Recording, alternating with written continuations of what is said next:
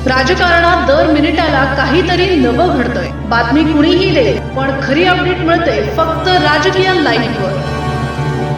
जिल्हा परिषद आणि पंचायत समितीच्या निवडणुकीनंतर सांगली जिल्हा मध्यवर्ती सहकारी बँकेची निवडणुकीची तयारी सुरू झाली। गेल्या काही महिन्यांपासून जिल्हा बँकेतील सत्ताधारी संचालक आणि भाजप नेत्यांमध्ये बँकेच्या कारभारावरून मतभेद सुरू होते। त्यानंतर भाजप नेत्यांनी जिल्हा बँकेची चौकशी लावली। अशातच सत्ताधारी संचालकांनी नोकर भरतीची प्रक्रिया सुरू केली।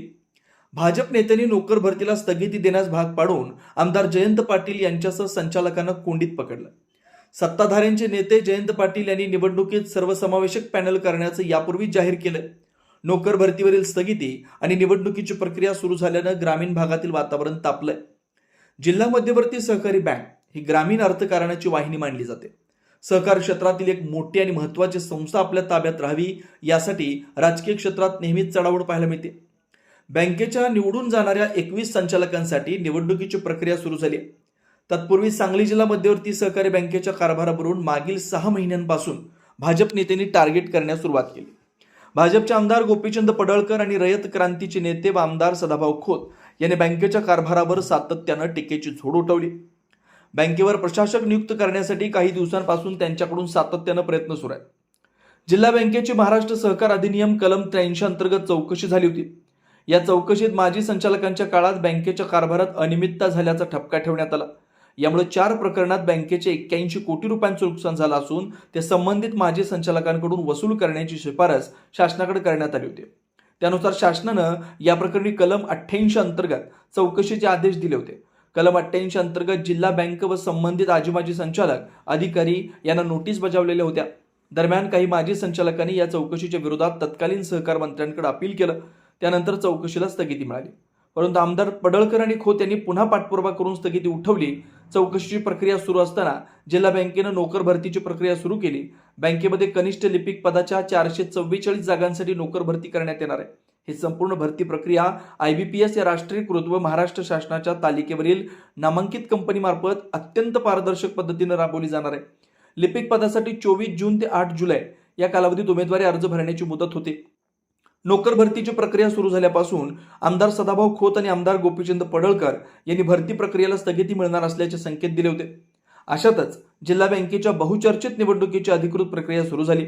सहकार विभागाचे सहकार संयुक्त निबंधक महेश कदम यांनी निवडणूक प्रक्रिया सुरू करण्याचे आदेश दिले। 22 नोव्हेंबर 2026 पूर्वी संपूर्ण निवडणूक प्रक्रिया पूर्ण करावी लागणार आहे। बँकेच्या विविध मतदार गटातील सभासदांचे ठराव, मतदार यादीसाठी आवश्यक प्रक्रिया आणि संस्थांच्या प्रतिनिधी निश्चित करण्याचं काम सुरू झालंय। यामध्ये प्राथमिक सेवा सहकारी संस्था, मजूर सहकारी संस्था, नागरी पतसंस्था तसेच अन्य पात्र सहकारी संस्थांच्या प्रतिनिधींची निवड केली जाणार आहे। त्यानंतर 4 दिवसांपूर्वी जिल्हा बँकेतील 444 कनिष्ठ लिपिक पदांची बहुचर्चित नोकर भरती प्रक्रियेला राज्य शासनाकडून अखेर स्थगिती देण्यात आली। बँकेची निवडणूक प्रक्रिया सुरू झाल्यामुळे निवडणूक पूर्ण होईपर्यंत भरतीला स्थगिती देण्याचे आदेश राज्य शासनाच्या सहकार विभागाने काढले। नोकर भरती प्रक्रियेला स्थगिती देण्यात आल्यामुळे आमदार जयंत पाटील यांच्यासह बँकेतील विद्यमान संचालकांना पुन्हा दणका देण्यात भाजपची रणनीती यशस्वी झाली। आता स्थगिती विरोधात बँकेच्या संचालकांनी उच्च न्यायालयात दाद मागण्याचा निर्णय घेतलाय। चौकशी, नोकर भरतीला स्थगिती देऊन सत्ताधारी संचालकांना भाजपकडून सातत्यानं कोंडीत पकडण्याचा प्रयत्न सुरू आहे। या परिस्थितीत निवडणुकीची प्रक्रिया सुरू असल्यानं त्याची तयारी करावी लागते। 2 महिन्यांपूर्वी शरदचंद्र पवार पक्षाचे नेते आमदार जयंत पाटील यांनी सहकारात पक्ष आम्ही मानत नाही, पक्ष बाजूला ठेवून आपण सहकारी संस्था आजपर्यंत काम केलं।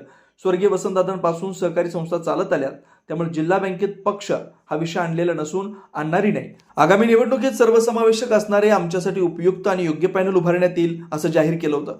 जिल्हा बँकेवर निवडून जाण्यासाठी केवळ भाजपच्या मतांवर शक्य नाही। काही नेत्यांनी यापूर्वी सत्ताधाऱ्यांशी हातमिळवणी करून बँकेत संचालक म्हणून निवडून आलेत, त्यामुळे आमदार पाटील पक्षविरहित पॅनल करणार का याबाबत उत्सुकता निर्माण झाली।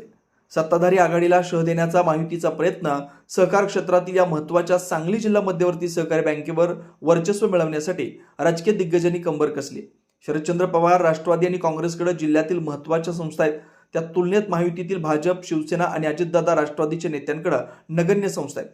अशा परिस्थितीत सत्ताधारी गटाचे नेते आमदार जयंत पाटील यांच्या आघाडीला शह देणं महायुतीला शक्य आहे का, अशा चर्चाही राजकीय वर्तुळात सुरू आहेत। सबस्क्राईब करा आणि रहा राजकारणाच्या रणभूमीवरील थेट नजरेत।